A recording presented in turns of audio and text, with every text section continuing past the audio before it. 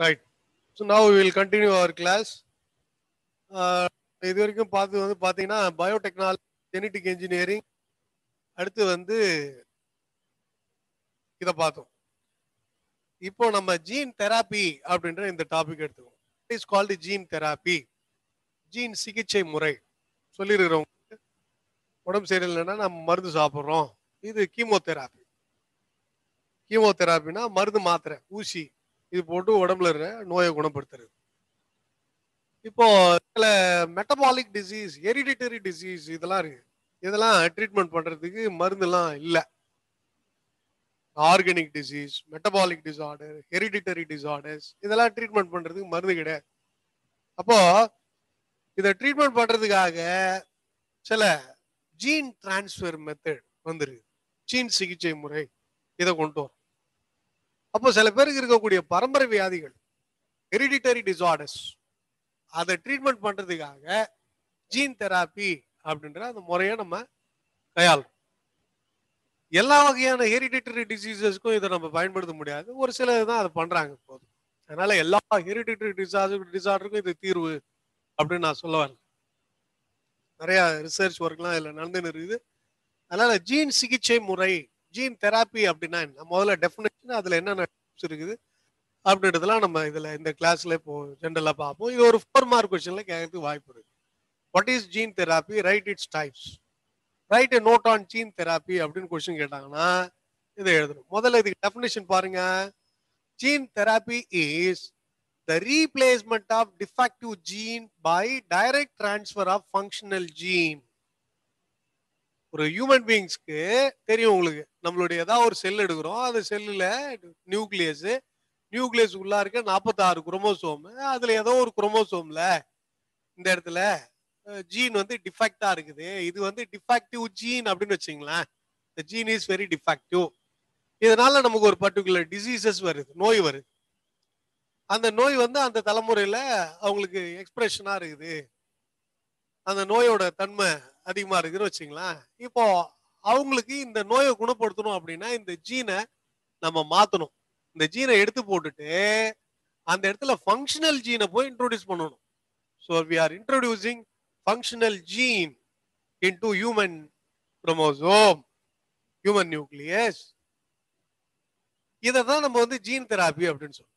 The replacement of defective gene by substituting or direct transfer of functional gene into the human beings to treat certain genetic diseases, to treat some genetic disorder. It is called the gene therapy. And the definition of booklet கொடுத்துருக்கு பாருங்க. Gene transfer, gene therapy is refers to the replacement of defective gene by direct transfer of functional gene into human to treat genetic disorder. அதோட நிறுத்திக்க வேண்டியதான் definition. அதனால இது டெஃபினிஷன்ல ஞாபகம் வச்சுக்கிறீங்க. எதுக்காக இது செய்யறோம்னா to treat genetic disorder, to treat genetic disorder, பரம்பரை வியாதிகளை குணப்படுத்துறதுக்காக அவங்க கிட்ட இருக்கிற அந்த டிஃபெக்டிவ் ஜீனை எடுத்து போட்டு நார்மல் ஜீனை சப்ஸ்டிடியூட் பண்றது, டிரான்ஸ்பர் பண்றது. இதுதான் ஜீன் தெராப்பி. ரொம்ப ஈஸியா ஞாபகம் வச்சுக்கலாம். இப்போ இந்த ஜீன் எத்தனையாவது குரோமோசோம்ல இருக்குதுன்னு கண்டுபிடிக்கணும் நம்ம முதல்ல. சரி, இந்த கேரக்டர் வருதா, இந்த கேரக்டர் காரணமான ஜீன் எத்தனாவது குரோமோசோம்ல இருக்குது? இப்போ ஒரு 25வது குரோமோசோம்ல இருக்குது. 25வது குரோமோசோம்ல 26வது இருக்கிற குரோமோசோமும் ஒரு அல்லிலோ மார்ப் அப்படின்னு வச்சுங்களா, ஒரு ஜோடி குரோமோசோமும் ஒரு கேரக்டரை எக்ஸ்பிரஸ் பண்ணு. அப்ப அதுல ஏதாவது டிஃபெக்டிவ் இருக்குதா? அப்ப அந்த 2 ஜீனையும் அல்லது ஒரு ஜீனை மாத்தினா நமக்கு அந்த டிசீஸ் கியூர் ஆகுதா அந்த தலைமுறையில, இல்ல பெர்மனண்டா அடுத்த தலைமுறைக்கு அந்த கேரக்டர் போகாம இருக்குதா அப்படின்றதெல்லாம் நம்ம பார்த்துக்கணும். ஸோ அப்ப அந்த இடத்துல இருக்கிற ஜீனை நம்ம ரீப்ளேஸ் பண்ணணும், சப்ஸ்டிடியூட் பண்றதுதான் ஜீன் தெராப்பி. அதனால இது எளிமையா ஞாபகம் வச்சுலாம், ஒன்றும் கஷ்டம் கிடையாது. இதுதான் டிஃபெக்டிவ் ஜீனை எடுத்து போட்டு நார்மல் ஜீனை அந்த இடத்துல சப்ஸ்டிடியூட். இப்போ அந்த ஜெனரேஷன்ல அந்த நோய் குறையுது, நோய் இல்லாம இருக்கு. அது அடுத்த தலைமுறைக்கு டிரான்ஸ்மிட் ஆகலாம். அது நம்ம எந்த செல்லுல செய்யறோம்ன்றதை பொறுத்து இருக்கு. ரைட். இப்ப பாருங்க, the genetic makeup of the patient cell is altered using recombinant DNA technology. இங்கேயும் நம்ம என்ன பண்றோம், ரீகாம்பினன்ட் டிஎன்ஏ டெக்னாலஜி நம்ம பயன்படுத்துறோம் இங்க. எப்படி இந்த இடத்துல இங்க இருக்கிற ஜீனை வெளியில தள்ளிட்டு அந்த இடத்துல நார்மல் ஜீனை ஒட்ட வைக்கிறோம். அப்போ ஜீனை வெளியில எடுக்கிறதுக்கும் நார்மல் ஜீன் அந்த இடத்துல சேர்க்கறதுக்கும் நம்ம எண்டோநியூக்ளியேசஸ், டிஎன்ஏ லைகேசஸ் இதெல்லாம் பயன்படுத்துறோம். It is nothing but a sort of recombinant DNA technology. Recombinant DNA டெக்னாலஜினா ஃபாரின் டிஎன்ஏவும் அந்த பாக்டீரியாவில் இல்ல ஒரிஜினல் டிஎன்ஏவும் ஒன்னா சேர்க்கறதுன்னு அர்த்தம். ரெண்டு டிஎன்ஏ வேற வேற டிஎன்ஏ ஒன்னா சேர்க்கறது ரீகாம்பினன்ட் டிஎன்ஏ டெக்னாலஜி. அது மாதிரி தான் இங்க செய்யறோம் நம்ம. இவங்களுக்கு இந்த இடத்துல டிஃபெக்டிவ் ஜீன் இருக்குது. உதாரணமா இந்த இடத்துல பாருங்க, இந்த டிஎன்ஏ வெளியில கொண்டு வரோம். இந்த இடம் டிஃபெக்டிவ் ஜீன் இது. இதை நம்ம எடுத்துட்டு இந்த இடத்துல என்ன பண்றோம், நார்மல் ஜீனை கொண்டு வந்து இங்க சேர்க்கிறோம். இத சேர்த்ததுக்கு அப்புறம் பாருங்க, இது வேற இன்னொருத்தவங்களோட டிஎன்ஏ இந்த இடம், இது வந்து அந்த பேஷண்டோட டிஎன்ஏ. அப்போ இது ரெண்டும் ஒன்னா இருக்குது. அதனால இது ரீகாம்பினன்ட் டிஎன்ஏ டெக்னாலஜி அப்படின்னு கூட சொல்லலாம். It was first successfully implemented in 1990. 1990 தான் இதை இம்ப்ளிமெண்ட் பண்ணாங்க சக்சஸ்ஃபுல்லா ஜீன் தெராப்பி. இதுல இப்போ ரெண்டு டைப்ஸ் இருக்குது. What are the types of gene therapy? ஒன்னு somatic gene therapy. Somatic gene therapy எல்லாம் ஞாபகம் வச்சுங்க. What are the two types of gene therapy? Somatic gene therapy, germline gene therapy. Germline gene therapy. So these are the two types of gene therapy. Somatic அப்படினா body cell, germline அப்படினா என்ன அர்த்தம், reproductive cell அப்படினு அர்த்தம். reproductive testes and ovary-ல இருக்கிற ஜீனை மாத்துறோம் அப்படினா இது ரெண்டாவது டைப். இந்த டெஸ்டிஸ் ஓவரியை தவிர உடம்புல இருக்கிற எல்லா செல்லையும் இருக்கிற ஏதாவது ஒரு செல்ல அந்த ஜீனை நம்ம கரெக்ட் பண்றோம் அப்படின்னா அதுக்கு சொமேட்டிக் ஜீன் தெராப்பி அப்படின்னு சொல்லுவோம். ஈஸியா ஞாபகம் வச்சு, somatic gene correction done in somatic cell body cells. germline gene therapy, gene correction done in reproductive cells, whether it is in testes or in ovary. அதுல நீங்க ஜீனை மாத்துனீங்கன்னா அது germline gene therapy. அது definition அதான் கொடுத்துருக்கான். சொமேட்டிக் ஜீன் தெராப்பி இது replacement of defective gene in somatic cell. சொமேட்டிக் செல்லுனாலும் body செல்லுனாலும் ஒண்ணு. ஹியூமன் பீயிங்ஸ் இருக்கிறோம் இது. அப்போ ஒரு ஜென்ஸ் இருக்கிறாங்க, அவங்களுக்கு டெஸ்டிஸ். இந்த டெஸ்டிஸ்ன்றது ரீப்ரொடக்டிவ் செல். இந்த டெஸ்டிஸை தவிர மற்ற இடத்துல எந்த இடத்துல ஒன்னாலும் ஜீனை நீ ரீப்ளேஸ் பண்ணினா இது சொமேட்டிக் ஜீன் தெராப்பி அப்படின்னு நம்ம இதை சொல்லலாம். Somatic gene therapy. germline gene therapy is the replacement of defective gene in germ cell. germ cell அப்படின்றது reproductive cell. என்னது, எக்ல மாத்தணும் அல்லது ஸ்பெர்ம்ல மாத்தணும். இந்த ஸ்பெர்ம் செல் எக் செல்ல நீங்க மாத்துனீங்கன்னா ஜீனை கரெக்ட் பண்ணீங்கன்னா அடுத்த தலைமுறைக்கு அந்த நோயே வராது. பேரண்ட்டுக்கு இருக்கிற ஜீன் அடுத்த ஜெனரேஷனுக்கு போகாது. அதான். So gene therapy conducted till date has targeted only somatic cells. இது வரைக்கும் பெரும்பாலும் பண்ணக்கூடிய ஜீன் தெராப்பி எல்லாம் சொமேட்டிக் செல்ல தான் பண்றாங்க. ரீப்ரொடக்டிவ் செல்ல பண்ணா நம்ம ஸ்பெர்ம்ல போய் கரெக்ட் பண்ணணும், இல்ல எக்ல கரெக்ட் பண்ணணும். அப்ப ஸ்பெர்ம் செல் எக் செல் எடுத்து அதை பண்ணும் போதே அது வந்து நான் வீணாகிறதுக்கு நிறைய பாசிபிலிட்டிஸ் உண்டு. அதனால இது சொமேட்டிக் ஜீன் தெராப்பி தான் மேக்சிமம் இப்போ நிறைய இடத்துல பண்ணிட்டு இருக்கிறாங்க. இது அவ்வளவா போல ஸ்பெர்ம் செல் எக் செல்ல கரெக்ட் பண்றதுன்றது அவ்வளவு சாதாரணமான விஷயம் கிடையாது. So correction of genetic defect in somatic cell may be beneficial to the patient, but corrected gene may not be carried to next generation. இப்போ இதுல ரெண்டுத்துலயும் பாருங்க, சொமேட்டிக் ஜீன் தெராப்பியில நம்ம கரெக்ட் பண்ண ஜீன் அடுத்த தலைமுறைக்கு டிரான்ஸ்மிட் ஆகாது. ஏன்னா அந்த ஜெனரேஷன்ல பாடி செல்ல ஜீன் கரெக்ட் ஆயிருக்குது, அந்த டிசீஸ் கியூர் ஆயிருக்கு. பட் ஆனா ரீப்ரொடக்டிவ் செல்ல எந்த கரெக்ஷனும் பண்ணல, அதனால அவங்களுக்கு டிசீஸ் ஆட்டோமேட்டிக்கா அடுத்த தலைமுறைக்கு போகும். இதுல somatic cell gene therapy. Reproductive or germline gene தெராப்பில நீ கரெக்ஷன் பண்ணினாதான் அடுத்த தலைமுறைக்கு அந்த டிசீஸ் போகாது. ஸோ அப்போ இந்த மெத்தட் பண்றது கஷ்டம், பட் இருந்தாலும் இந்த மாதிரி பண்ணிட்டோம்னா ஆட்டோமேட்டிக்கா நெக்ஸ்ட் ஜெனரேஷன்ல அந்த டிசீஸ் போகாது. So somatic gene therapy cannot be transmitted to next generation. Germline gene therapy can be transmitted to next generation. They will ask this question in differentiation viewpoint. Like கேட்பாங்க, எப்படி write the differences between somatic gene therapy germ line gene therapy அப்படின்னு question கேட்கறான்னு வச்சுங்களேன். somatic gene therapy done in somatic cell, replacement of defective gene in somatic cell அப்படின்னு எழுதுங்க. இந்தாண்ட போட்டு germline gene therapy is the replacement of gene in reproductive cell, particularly egg and sperm or testes and ovary. அதுல gametes வந்து sperm, egg. Now somatic gene therapy cannot be transmitted to next generation, whereas germline gene therapy can be transmitted to succeeding generation. இந்த ரெண்டு point ஈஸியா எழுதுனீங்கன்னா 2 mark கொஸ்டின்ல இது attend பண்ணலாம். So இதுதான் 2 types of gene therapy. Right. இது ஒரு 4 mark கொஸ்டின்ல கேட்டாங்கன்னா இந்த டெஃபினேஷன் இதோட 2 டைப்ஸ் இல்லையா, எந்த வருஷத்துல இதை கொண்டு வந்தாங்க அப்படின்றத ஒரு பாயிண்ட் எக்ஸ்ட்ரா நீங்க ஆட் பண்ணீங்க, அவ்வளவுதான். இது ரெண்டுத்தையும் டிஃபரன்சஸ் பாயிண்ட்லயும் கேட்கறதுக்கான வாய்ப்பு உண்டு. அதனால அதை டாப்லர் காலத்துல நீங்க அதை எழுதணும். It cannot be inherited. germline gene therapy can be transmitted to succeeding generation. Right. இதுதான். இந்த மாதிரி நம்ம சில பேருக்கு ஜெனட்டிக் டிசீஸ் இருக்குது அப்படின்னா அவங்களுடைய சொமேட்டிக் செல்ல அந்த டிசீஸ் வர்றதுக்கு காரணமான ஜீனை கண்டுபிடிச்சு அந்த ஜீன்ல அந்த பிளேஸ்ல நார்மல் ஜீனை சப்ஸ்டிடியூட் பண்றது தான் சொமேட்டிக் செல் ஜீன் தெராப்பி. அப்போ அவங்களுடைய கேமிட்டை எடுத்து டெஸ்டிஸ்ல இருக்கிற ஸ்பெர்ம் செல் இல்ல ஓவரியில் இருக்கிற எக்ஸெல்ல இருக்கிற ஜீனை கரெக்ட் பண்ணினீங்கன்னா அது வந்து germline gene therapy. அது பண்றது கஷ்டம், இருந்தாலும் அப்படி பண்ணீங்கன்னா germline gene therapy. அந்த டிசீஸ் அதுக்கு அடுத்த தலைமுறைக்கு யாருக்குமே போகாது. அது நார்மலா ஒரு எக்லியோ இல்ல ஸ்பெர்ம்லயோ ஃபியூஷன் ஆகி போகும்போது. இதுதான் ஜீன் தெராப்பி உண்டான டீடைல்ஸ். ஸோ இதுதான், இதே தான் திருப்பி நீங்க வந்து 12th போய் படிப்பீங்க. 12th இருக்கக்கூடிய genetics லெசன்ல the same thing will be coming under it. அதனால ஈஸியா ஞாபகம் வச்சுங்க, ஒன்றும் கஷ்டம்லாம் கிடையாது.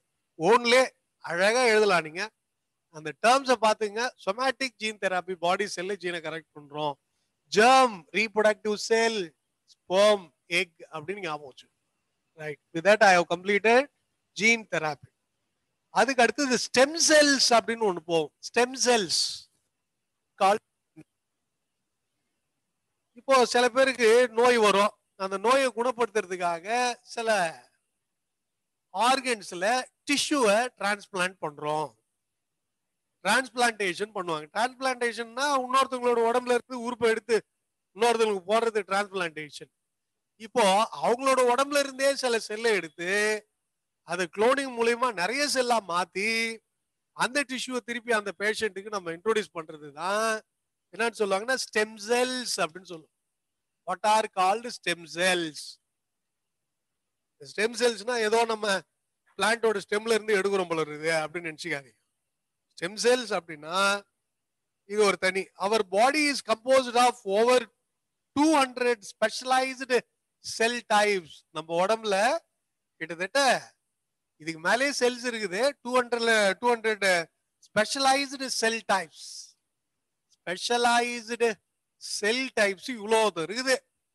இந்த ஸ்பெஷலைஸ்டு செல் டைப்ஸ் பாத்தீங்கன்னா இட் கேரி ஸ்பெசிபிக் ஃபங்க்ஷன். ஒன்னு ஒரு வேலையை செய்யும். ஸ்பெசிபிக் ஃபங்க்ஷன் இல்லைங்களா. ஒரு செல்லும் ஒரு ஆர்கன்ஸா மாறுது. அந்த ஆர்கன் ஒரு சில ஃபங்க்ஷனை கேரி அவுட் பண்ணுது. ரைட். இப்போ உதாரணமா பாருங்க, நியூரான் ஆர் நர்வ் செல் அப்படின்னு எடுத்துக்கிறோம். இந்த நியூரானோட வேலை என்ன? It conduct nerve impulse or transmit signal. Nerve இம்பல்ஸ அல்லது சிக்னலை டிரான்ஸ்மிட் பண்றது தான் நியூரானோட வேலை. Transmit signals, conduction of nerve impulse. Right. இதே மாதிரி ஒரு ஹார்ட் செல் இருக்குதுன்னு வச்சுங்களேன். ஹார்ட்ல இருக்கிற அந்த செல்லோட வேலை என்ன?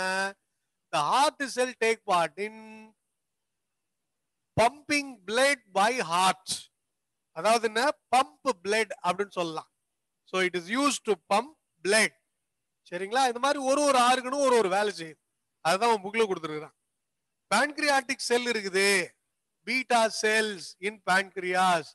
It secrete insulin hormone. இதெல்லாம் நான் முன்னாடியே சொல்லிருக்கிறேன் உங்களுக்கு. அப்போ இந்த மாதிரி 200 வகையான ஸ்பெஷலைஸ்டு செல்ஸ் நம்ம உடம்புல இருக்கு. So we have more than 200 number of specialized cells which perform specific duties, specific functions. Say for example, the neuron take part in transmitting nerve impulse or nerve signal so that coordination will be carried out. The heart cell take part in contraction and relaxation of heart so that it can pump blood to various parts of the body by means of blood vessels. Then beta cells of pancreas secrete insulin hormone which reduces sugar level. Likewise, so several number of cells take part in specific functions. இந்த cells எல்லாம் பாருங்க, these specialized cells are all called differentiated cell. இது எல்லாமே என்னது? இது differentiated cell. differentiated cell என்ன? நல்ல மாற்றம் அடைந்த, வேறுபாடு அடைந்த cells அப்படின்னு அர்த்தம். Now it will carry out its specific function. Neuron வேற cell, heart cell neuron cell ஒண்ணா இல்ல, வேற வேற. pancreas இருக்கிற பீட்டா செல்லும் ஹார்ட் செல்ஸும் ஒரே மாதிரி இருக்குமா? இல்ல, வேற வேற. அதனால இதெல்லாம் differentiated cells. இந்த மாதிரி 200 வகையான differentiated cells இருக்கு பாருங்க இதெல்லாம். அப்போ இந்த செல்ஸ் முதல்ல ஆரம்பத்துல எங்க இருந்து உருவாகுது? In contrast to differentiated cells, stem cells are, இப்போ நம்ம stem cell என்ற பார்ட்டுக்கு வரும். What are called stem cell? They are undifferentiated cell. Stem cells are undifferentiated cells. நம்ம உடம்புல இருக்கிற undifferentiated cells தான் stem cells ன்னு சொல்லுவோம். Or it is also called unspecialized cell. Unspecialized cells. undifferentiatedனாலும் unspecializedனாலும் ஒண்ணு. உதாரணமா பாருங்க, இப்ப நம்மளுடைய எக், ஹியூமன் பீயிங்ஸோட எக் ஸ்பெர்ம் ஃபெர்டிலைஸ் பண்ணுது. நவ் ஜைகோட்டா மாறுது. ஜைகோட்ன்றது பிளாஸ்டுலாவா மாறுது. இந்த பிளாஸ்டுலாவுல ஒரு 8 செல் ஸ்டேஜ் இருக்குதுன்னு வச்சுங்களேன். 8 செல் ஸ்டேஜ்ல பிளாஸ்டுலா இல்ல 4 செல் ஸ்டேஜ்ல இருக்குது. இந்த 4 செல் இருக்கிற ஒரு செல்லுல இருக்கிற அந்த ஜெனடிக் மெட்டீரியல் தான் எல்லா செல்லுலயும் இருக்கு. அப்போ இந்த பிளாஸ்டுலா ஒரு 124 செல் ஸ்டேஜ் வரைக்கும் வருதுன்னு வச்சுங்களேன். அப்ப இதுல இருக்கிற ஏதாவது ஒரு செல் எடுக்கிறீங்கன்னு வச்சுங்க, இந்த செல் எல்லாம் undifferentiated cells. வேறுபாடு அடையாத செல், எல்லாமே பார்க்கிறதுக்கு ஒரே மாதிரி இருக்கும். They will not carry out specific functions. But late பிளாஸ்டுலாவில் ஒவ்வொரு செல்லும் அது ஸ்பெசிஃபிக்கான வேலை செய்யும். பட் ஏர்லி பிளாஸ்டுலா பார்த்தீங்கன்னா அதுல இருக்கிற செல்ஸ்லாம் அன்ஸ்பெஷலைஸ்டு செல்ஸ். நல்லா வளர்ந்ததுக்கு அப்புறம், ஒரு இண்டிவிஜுவல் வளர்ந்ததுக்கு அப்புறம் கூட சில ஆர்கன்ஸ்ல சில செல்ஸ் இருக்குது, அது இன்னும் கம்ப்ளீட்டா அடல்ட் செல்லா மாறாது. அந்த பர்டிகுலர் ஆர்கனுக்கு உண்டான செல்லாவே மாறி இருக்காது. அதெல்லாம் அன்ஸ்பெஷலைஸ்டு செல்ஸ் அப்படின்னு சொல்லுவாங்க. அதுதான் அந்த பர்டிகுலர் ஆர்கன், அதுல இருக்கிற நிறைய செல்ஸை உருவாக்கக்கூடிய கெப்பாசிட்டி அதுக்கு உண்டு. இல்ல அந்த செல் வந்து இன் ஃபியூச்சர்ல அதை வேற வேற வகையான செல்லாவும் நம்ம மாத்தலாம். இதான் நம்ம ஸ்டெம் செல்ஸ் சொல்லுவாங்க. What are called stem cells? The stem cells are undifferentiated, unspecialized cells. So they are the cells of variable potency. இதுல என்ன இருக்குது? வேரியபிள் பொட்டன்சி இருக்குது. வேரியபிள் பொட்டன்சி அப்படின்னா என்ன அர்த்தம்? Now it can multiply into enormous number of cells. Each and every cell may develops into specialized cells. Different kinds of specialized cells ஆ மாறலாம், இல்ல ஒரே மாதிரியான ஸ்பெஷலைஸ்டு செல்ஸ் ஆக கூட மாறலாம். அதனால it has got variable potency. Variable potency, அந்த ஒரு வார்த்தைக்கு அர்த்தம் இருக்கு. Potency refers to number of possible fates that a cell can acquire. இப்ப சொன்ன பாருங்க, பொட்டன்சின்ற வார்த்தைக்கு என்ன அர்த்தம்? இப்ப இது ஒரு செல்லு, இந்த செல் என்னவா மாறலாம்? எல்லாமே நரு செல்லா மாறிடலாம். இந்த நரு வந்து இன் ஃபியூச்சர்ல என்னவா மாறும்? பிரெயின், ஸ்பைனல் கார்டு, இல்ல வேற ஏதாவது நரு, எல்லாமே நரு செல்லாவோட மாறும். அல்லது இந்த செல்லு பாருங்க, சில நேரத்துல ஹார்ட் செல்லா மாறிடலாம். இல்ல இந்த செல்லு உடம்புல இருக்கிற மசில்ஸ் எல்லாம் மாறலாம். இல்ல இந்த செல் வந்து பான்கிரியாட்டிக் செல்லா மாறலாம். இல்ல இந்த செல் வந்து லிவர் செல்லா கூட மாறலாம். இல்ல இந்த செல் வந்து போன் மேரோவா கூட மாறலாம். போன் மேரோ, அப்ப எலும்பு செல்லா கூட மாறலாம். அப்போ இங்க இருக்கிற undifferentiated sell, it can be later may be modified into any kind of cell. They have any kind of fate. அதே மாதிரியான செல்ஸ், அதாவது என்ன, ஸ்பெஷலைஸ்டு செல்ஸை கொடுக்கலாம், இல்ல வேற வேற ஸ்பெஷலைஸ்டு செல்ஸை கொடுக்கலாம். ஸோ அதை பேஸ் பண்ணி அதுல 2 டைப்ஸ் இருக்கு, அதை பார்க்க போறோம். அப்போ ஸ்டெம் செல்ஸ் அப்படின்னா என்ன? They have variable potency Stem cells are undifferentiated, unspecialized cells with variable potency. Potency refers to possible fate that a cell can acquire. The two important properties of stem cells that differentiate from other cells are, இப்ப stem செல்ஸுக்கும் மத்த செல்லுக்கும் உள்ள வித்தியாசம் என்ன? ரெண்டு property. What are the two properties of stem cells? கேட்பான். Write the properties of stem cells. Two properties of stem cells அப்படின்னு கேட்கறான்னு வச்சுங்க. ஒன்னாவது பாயிண்ட், ரெண்டாவது பாயிண்ட், ரெண்டு பாயிண்ட் எழுதும். 2 mark question.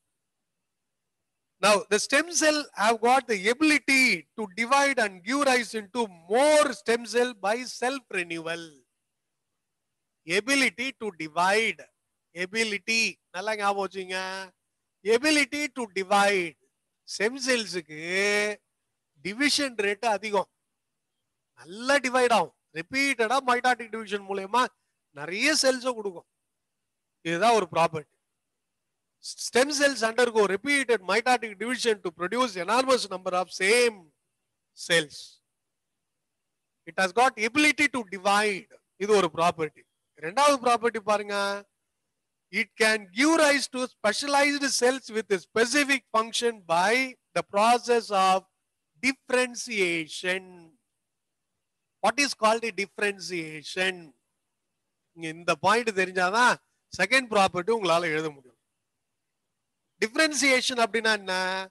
இந்த ஸ்டெம் செல்ஸ் இருக்குது, இந்த ஸ்டெம் செல்ஸ் என்னவா மாற போகுது இன் ஃபியூச்சர்ல? நர்வ் செல்லா மாறுது. ஆரம்பத்துல இது என்ன செல்லா மாற போகுதுன்னு தெரியாது. பட் லேட்டரா இது நர்வஸ் சிஸ்டத்தை கொடுக்குது, அல்லது இது லிவர் செல்ஸ் கொடுக்குது. Or it can produce any pancreatic cell or heart cell. Heart செல்லா மாறுதுன்னு வச்சுங்களா. அதை தான் டிஃபரன்சியேஷன் சொல்லுவாங்க. Stem cell have the capacity to give rise into specialized cells with a specific function. Liver cell அது மெட்டபாலிசத்தை carry out பண்ணுது. pancreatic cell insulin ஹார்மோனை secrete பண்ணுது, இல்லையா ஹார்மோன் என்சைம்ஸை செக்ரீட் பண்ணுது. ஹார்ட் செல்லா ஹார்ட்டை கான்ட்ராக்ட் பண்ணுது. இதெல்லாம் specialised functions of that particular organ cells. அப்போ ஒரு ஆர்கன்ஸ்ல இருக்கக்கூடிய அந்த செல்ஸ் எல்லாம் ஸ்பெஷலைஸ்டு செல்ஸ். அது எதுல இருந்து வந்தது? Unspecialised cells. அந்த அன்ஸ்பெஷலைஸ்டு செல்ஸ் தான் stem cells. So what are called stem cells? Stem cells are undifferentiated cells அப்படின்னு சொல்லுங்க. It has got the potentiality to divide into many number. இது நிறைய நம்பரா டிவைட் ஆகி எந்த செல்லா ஒன்னாலும் ஃபியூச்சர்ல மாறலாம். ரைட், இதுதான் ஸ்டெம் செல்ஸ் பத்தின டீடைல்ஸ். அதுல what are the two properties of stem cell அப்படின்னு கொஸ்டின் கேட்டாங்கன்னா இதை நீங்க எழுதும். It has got the ability to divide, it has got differentiation. Differentiation அப்படின்னா it can produce any number of specialised cells in future. Right, இப்போ ரெண்டு ப்ராப்பர்ட்டிஸா பார்த்துட்டோம். அடுத்து what are the types of stem cell? What are the types of stem cell? இதுல நிறைய உள்ள பூந்து கூட கொஸ்டின் கேட்கலாம். இந்த டைப்ஸ்ல இந்த ஸ்டெம் செல்ஸ் எங்க இருந்து எடுக்கிறீங்க அப்படின்ட்டு அந்த மாதிரி கேட்கலாம். சரி, இப்ப பாருங்க, there are two types of stem cells. One is embryonic stem cells. One is adult stem cell. Adult stem cell. So these are two types of stem cells. Embryonic stem cells அப்படின்னா it is extracted and cultured from early embryos. நான் சொன்ன பாருங்க, what is called early embryo? இப்போ ஒரு ஸ்பெர்மும் எக்கும் ஒன்னா சேர்ந்து ஜைகோட்டா மாறுது. Zygote அடுத்தது பிளாஸ்டுலாவா மாறுது. இந்த பிளாஸ்டுலா அடுத்தது என்னது? கேஸ்டுலாவா கன்வெர்ட் ஆகுது. 3 layered embryo. அதுக்கப்புறம் நியூருலா அப்படின்ட்டு இது தொப்புள் கொடி பிளாசண்டா மதரோட யூட்ரஸ்ல அந்த குழந்தை வருதுன்னு வச்சுங்களேன். ஜென்ரலா ஒரு சின்ன படம். அப்போ இதுல பிளாஸ்டுலா ஸ்டேஜ் இருக்கு பாருங்க, அந்த ஸ்டேஜுக்கு முன்னாடி தான் நம்ம என்ன பண்றோம்? எம்பரியானிக் ஸ்டெம் செல்ஸ் எடுக்கிறோம். Embryonic stem cells are obtained from early embryos. early embryosனா up to blastula. These cells are derived from inner cell mass of blastocyst. The blastula அப்படினாலும் பிளாஸ்டோசிஸ்ட்னாலும் ஒண்ணுதான். What is called blastocyst? The blastula of mammal, particularly primate human beings, are said to be blastocyst. Blastocyst இந்த stage நல்லா ஞாபகம் வச்சு. Sperm எக்க ஒன்னா சேருது zygote. Zygote ஒரு 124 செல்லுக்கு முன்னாடி இருக்கிற இந்த ஸ்டேஜை தான் பிளாஸ்டோசிஸ்ட்னு சொல்லுவாங்க. அந்த ஸ்டேஜில் இருக்கிற நீ ஒரு செல்லை எடுத்தீங்கன்னா அது வந்து எம்ப்ரியானிக் ஸ்டெம் செல். சோ இது ஒரு question. Embryonic stem cells are obtained from dash. Very important question. Embryonic stem cells எதுல இருந்து எடுக்கிறது அப்படின்னு கேட்டானா ஏர்லி எம்ப்ரியோஸ். பிளாஸ்டோசிஸ்ட் அப்படின்னு ஆப்ஷன் இருந்து அதை எடுத்து ஆன்சர்ல எழுதணும். வெரி இம்பார்ட்டன்ட், அதை நோட் பண்ணி வச்சுக்கணும். புக்ல அண்டர்லைன் பண்ணீங்க. அடுத்து, these cell can developed into any cell in the body. இப்ப பிளாஸ்டோசிஸ்ட்ல இருந்து எடுக்கிற இந்த செல்ல ஒரு நர்வ் செல்லா மாத்தலாம், மசில் செல்ஸா மாத்தலாம், or you can convert these cell into any kind of specific organ in our body. So it has got the potentiality to divide into many number, as well as it can be changed into any kind of specialized cells. So that is the property I told. The two properties are found in embryonic stem cell as well as adult stem cells. இதான் right. இதுக்கு அடுத்து பாருங்க, adult stem cells பத்தி பார்ப்போம். Embryonic stem cells வந்து early எம்ப்ரியோஸ்ல இருந்து எடுக்கிறோம். Adult stem cells பாருங்க, they are found in neonatal and adult. Neonatal அப்படின்னா என்ன? அப்பதான் பிறந்த குழந்தை. நியோநேட்டல் இப்பதான் அந்த குழந்தை பிறந்து வெளியில வருது. அந்த குழந்தையோட உடம்புல இருந்து வெளியில எடுக்கிற எந்த செல்லா இருந்தாலும் அடல்ட் ஸ்டெம் செல். சார் அது குழந்தை தானே சார், அது எம்ப்ரியோ இல்லையா சார் அப்படின்னு கேட்கக்கூடாது. ஒன்ஸ் அந்த பிளாஸ்டுலா ஸ்டேஜை தாண்டி போயிடுச்சுன்னு வச்சுங்களா, அதெல்லாம் வந்து அடல்ட் ஸ்டெம் செல்ஸ் தான். இந்த தொப்புள் கொடி ஹாஸ்பிட்டல்ல தனியா எடுத்து சேவ் பண்ணி வச்சுக்குவாங்க. பணத்தை பேங்க்ல போட்டு சேவ் பண்ணி வைக்கிற மாதிரி இந்த தொப்புள் கொடியை ஹாஸ்பிட்டல்ல போட்டு தனியா சேவ் பண்ணி வச்சுக்குவாங்க. இதை தனியா காசு வாங்கி வச்சுக்குவாங்க. சப்போஸ் அந்த குழந்தைக்கு ஒரு 10 வயசுல ஏதோ ஒரு டிசீஸ் வருதுன்னு வச்சுங்களேன், ஏதோ ஒரு லிவர்ல ப்ராப்ளம், அந்த லிவர் டிஷ்யூ எடுத்துடணும். ஒன்று டைரக்டா அதுல இருக்கிற ஸ்டெம் செல்ஸை கண்டுபிடிச்சி அவங்க லிவர் செல்ஸை குளோனிங் மூலயமா நிறைய செல்ஸை உருவாக்கி அந்த டிஷ்யூஸ் எடுத்து அவங்களுக்கு ஆப்ரேஷன் மூலயமா உள்ள இன்சர்ட் பண்ணலாம். இது ஒரு மெத்தடு. இல்ல சில காம்ப்ளிகேட்டட் ப்ராப்ளம் வேற யாரோலையோ இல்ல பிளட் ரிலேட்டடோ இல்ல டபிள்யூபிசி ரிலேட்டடோ சில டிசீசஸ் எல்லாம் வருதுன்னு வச்சுங்களா, அப்ப அந்த கேசஸ்ல பிளாசென்டாவில இருந்து எடுத்து வச்ச அந்த ஸ்டெம் செல்ஸை வச்சு சில போன் மேரோஸ் உருவாக்கி ஆர்பிசி டபிள்யூபிசி இந்த மாதிரி சில எல்லாம் உருவாக்கும். அதுக்காக அந்த பிளாசென்டாவை தொப்புள் கொடிய எடுத்து வைப்பாங்க. அந்த இதுல ஹாஸ்பிட்டல்ல சேவ் பண்ணி வைப்பாங்க. இப்பெல்லாம் அதுக்கெல்லாம் சில சார்ஜஸ் எல்லாம் உண்டு. நிறைய பேர் அதை பண்றது கிடையாது. ஸோ இந்த மாதிரி மெத்தடு தான் சேவ் பண்றது தான் அடல்ட் ஸ்டெம் செல்ஸ். குழந்தை பிறந்ததுக்கு அப்புறம் அந்த தொப்புள் கொடியில இருந்து எடுக்கணும்னா அது அடல்ட் ஸ்டெம் செல்ஸ் தான். அந்த பிளாஸ்டுலா ஸ்டேஜ் தாண்டி போயிட்டு எங்க நீங்க செல் எடுத்தாலும் அடல்ட் ஸ்டெம் செல்ஸ். ரைட், அதுதான் இங்க கொடுத்துருக்கான் பாருங்க. Adult stem cells are obtained from neonatal or adult. They have the ability to divide and give rise into specific cell type. எதுல இருந்து எடுக்கிறோமோ அந்த வகையான ஆர்கன்ஸ் மட்டும் தான் இது கொடுக்கும். It has got the ability to produce specific organ, not all kind of organ. எல்லா வகையான ஆர்கன்ஸும் இது கொடுத்துறாது. ஏதாவது ஒரு வகையான ஆர்கன்ஸ் மட்டும் தான் அது கொடுக்கும். அப்போ இது எங்க இருந்து எடுக்கிறோம்? Amniotic fluid. Amniotic fluid, amniotic ஃப்ளூயிட்ல இருந்து எந்த செல் எடுத்தாலும் அது adult stem cell. Umbilical cord, தொப்புள் கொடி குழந்தையும் மதரோட யூட்ரஸையும் கனெக்ட் பண்ணுது பாருங்க, தொப்புள் கொடி அம்பிளிக்கல் கார்டு. அதுவும் வந்து பாத்தீங்கன்னா அடல்ட் ஸ்டெம் செல்ஸ் தான். தென் போன் மேரோ, அவங்களோட எலும்போட உள்பக்கம் இருக்கு பாருங்க, போன் மேரோ. சோ அதுல இருந்து எடுக்கக்கூடிய செல்ஸும் அடல்ட் ஸ்டெம் செல்ஸ் தான். நான் தான் சொன்னேன், பிளாஸ்டுலாவை தாண்டி எந்த ஸ்டேஜ்ல நீ செல் எடுத்தாலும் அது அடல்ட் ஸ்டெம் செல்ஸ். ஏர்லி எம்ப்ரியோல பிளாஸ்டோசிஸ்ட்ல எடுத்தீங்கன்னா அது வந்து எம்ப்ரியானிக் ஸ்டெம் செல்ஸ். இதை ஞாபகம் வச்சீங்கன்னா ஈஸியா புரியும். இது எங்க இருந்து எடுக்கிறோம், இது எங்க இருந்து எடுக்கிறோம். சோ இந்த ரெண்டு பாயிண்ட்டும் very very important. 1 mark question. அழகா 4 மார்க் கொஸ்டின்ல கேட்டா எழுதலாம். ஸ்டெம் செல்ஸ் காமனா குரூப்பா ஒரு செல் கொடுத்துனா, மசில் செல்லு, இன்டெஸ்டினல் செல், லிவர் செல், கார்டியாக் செல், நர்வ் செல் அப்படின்னு அந்த படத்தை போட்டுருக்கேன். படம் ஒண்ணும் கிடையாது. ஒரு ஸ்டெம் செல் அது ஃபியூச்சர்ல எந்த ஒரு ஸ்பெசிபிக் செல்லா ஆனாலும் மாறலாம் அப்படின்றதுக்காக தான் அந்த டயக்ராம் பேஜ் நம்பர் 194 சாரி 294ல கொடுத்துருக்கு. அதனால அந்த டயக்ராம்லாம் ஐயோ வரையணுமா அப்படின்னு எதுவும் திங்க் பண்ணாதீங்க. நீங்க ஜஸ்ட் நேம் எழுதினா கூட பரவாயில்ல. சென்டர்ல ஸ்டெம் செல் போட்டு அதுல nerve cell, blood cell, cardiac cell, liver cell அப்படின்னு நீங்க நேம் எழுதினா கூட போதும். ரைட். இதுதான் ஸ்டெம் செல்லும் அதோட டைப்ஸும் நம்ம பார்த்துட்டு. இப்போ what is called stem cell therapy? Stem cells therapy அப்படின்னா என்ன? ஸ்டெம் செல் மூலமா சில நோய்களை குணப்படுத்துறோம், ட்ரீட்மெண்ட் பண்றோம். எப்படி?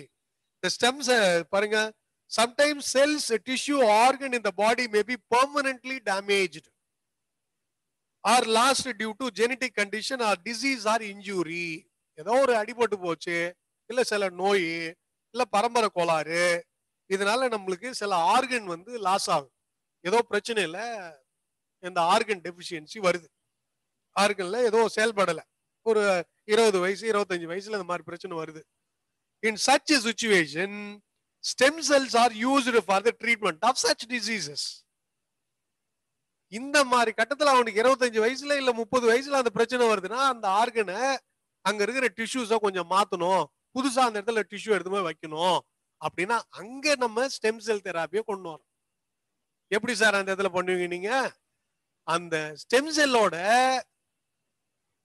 இதை கொஞ்சம் எடுத்துட்டு அதை குளோனிங் மெத்தட் மூலமா நிறைய ஸ்டெம் செல்ஸை உருவாக்கி அதை ஒரு ஆர்கனா நம்ம மாத்துறோம். அதை எடுத்து போய் அவங்களுடைய இதுல சப்ஸ்டிடியூட் பண்ணும். அப்ப அவங்க நோயில இருந்து அது ரெக்கவரி ஆகுறாங்க. இந்த மாதிரி பண்றதுதான் ஸ்டெம் செல் தெராப்பி. அது ஒரு பேராகிராஃப் தனியா கொடுத்துருது. What is called stem cell therapy? Sometimes cells, tissue, organ in the body may be permanently damaged or lost due to genetic condition or diseases or injury.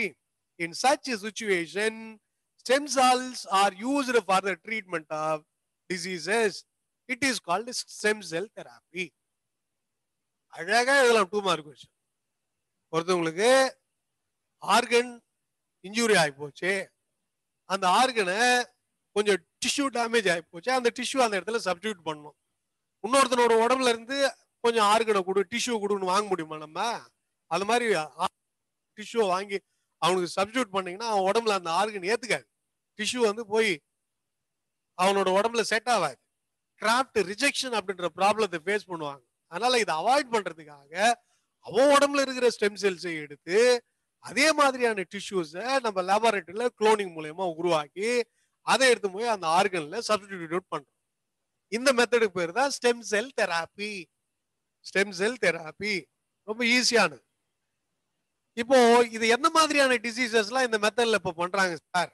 இந்த Parkinson's disease அப்படின்னு சொல்லுவாங்க. a kind of neuro degenerative disorders. Neuro degenerative டிசார்டர்னா நரம்பு மேல பாருங்க, மூளையில மேல் பக்கமா இருக்கிற செரிப்ரல் கார்டெக்ஸ்ல நியூரான்லாம் டேமேஜ் ஆகி போய் லூஸ் மாதிரி லோல் போட்டு கிடக்கும். இதெல்லாம் பார்க்கின்சன்ஸ் டிசீஸ் அப்படின்னு சொல்லுவாங்க. Alzheimer's disease, atrophy of cerebral cortex in brain. அப்ப அங்க மேல இருக்கிற அந்த நியூரான்ஸை தேஞ்சு போனதை, எரோட் ஆனதை அந்த இடத்துல கொஞ்சம் நியூரானை சப்ஸ்டிடியூட் பண்ணணும், அங்க நியூரானை பிளேஸ் பண்ணணும். அப்ப ஸ்டெம் செல் தெராப்பி மூலமா ஸ்டெம் செல்ஸ் நிறைய உருவாக்கி அவங்களுடைய பிரெயின்ல அந்த நியூரான்ஸை நம்ம சப்ஸ்டிடியூட் பண்ணி இந்த நோயை ஓரளவுக்கு குணப்படுத்தலாம். இதெல்லாம் பண்ணிட்டு வராங்க. சோ இதுக்கு பேர் தான் neuronal stem cell. It is use to replace the damaged neuron, lost neuron. அப்ப 2 வகையான டிசீஸ் இதுல கொடுத்துருக்கு. ஒன்னு பார்க்கின்சன்ஸ் டிசீஸ், இன்னொன்னு Alzheimer's disease. Parkinson's, Alzheimer's disease ரெண்டுத்துலயும் பாத்தீங்கன்னா அவங்களுடைய பிரெயின்ல நியூரானு செரிப்ரல் கார்டெக்ஸ்ல டீஜெனரேட் ஆகும். So degenerative neuron may leads to the condition called Parkinson's disease or Alzheimer's disease. So இதுதான் ஸ்டெம் செல்ஸ். இதோட ஸ்டெம் செல்ஸ் உங்களுக்கு ஓவர். அப்போ what are called stem cell? They are the unspecialized mass of cell which has got the ability to divide and differentiate into different kinds of cells in our body which carry out specific function.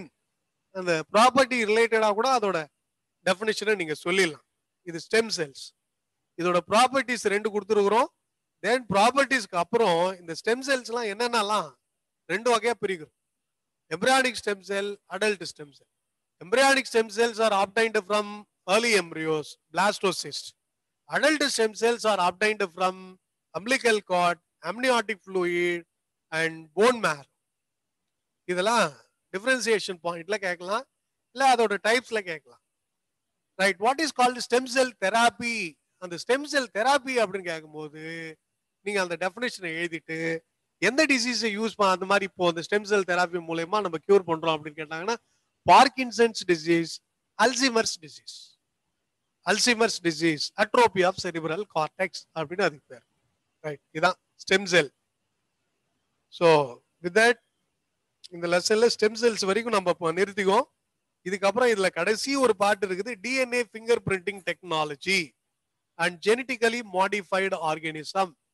இது நம்ம ரெகுலரா கிளாஸ்ல வரும்போது கூட நான் நடத்துறேன், இல்ல அடுத்தது எப்போ டைம் வரும்போது நான் உங்களுக்கு நடத்துறேன். இது ஒரு ஜஸ்ட் ஒரு 10 மினிட்ஸ் 20 மினிட்ஸ்ல இந்த டிஎன்ஏ ஃபிங்கர் பிரிண்டிங்கும் ஜெனட்டிக்கலி மாடிஃபைடு ஆர்கானிசமும் நான் நடத்துறேன் எப்போ டைம் கிடைக்கும் போது. With that I have completed this lesson. Unit number 20 முடிஞ்சிடுச்சு. நீங்க புக் பேக்ல இருக்கிற கொஸ்டின்ஸை கொஞ்சம் தரவா பாருங்க, ஆன்சர்ஸை உள்ள மார்க் பண்ணிட்டு கொஞ்சம் படிங்க. இந்த 4 மார்க் கொஸ்டின் தான் எல்லாமே கொடுத்தது, எல்லாமே மேக்ஸிமம் 4 மார்க் கொஸ்டின்ல தான் கவர். ஸோ கொஞ்சம் தரவு பண்ணுங்க. Stem cells very important. Genetic engineering, biotechnology, gene therapy, இதுல இருந்து டெஃபினட்டா ஏதாவது ஒன்று வந்துடும். அதனால ஒமிஷன் சிலபஸ்ல இது இந்த இடம் கொஞ்சம் வர்றதுக்கு வாய்ப்பு இல்லை. ஃபர்ஸ்ட் பார்ட் அந்த ப்ரீடிங் அதுல ஏதாவது கொஞ்சம் குறைச்சாலும் குறைக்கலாமே கண்டி இந்த இடத்துலலாம் குறைக்கிறதுக்கு வாய்ப்பு இருக்காதுன்னு நினைக்கிறேன். ஸோ அதனால இதெல்லாம் கொஞ்சம் தரவு பண்ணி வச்சுங்க. ஏன்னா உள்ள நிறைய 2 மார்க் கொஸ்டின் இருக்கு, 1 மார்க் நல்லா இருக்கு. ஸோ இதோட நம்ம முடிச்சுக்கோ.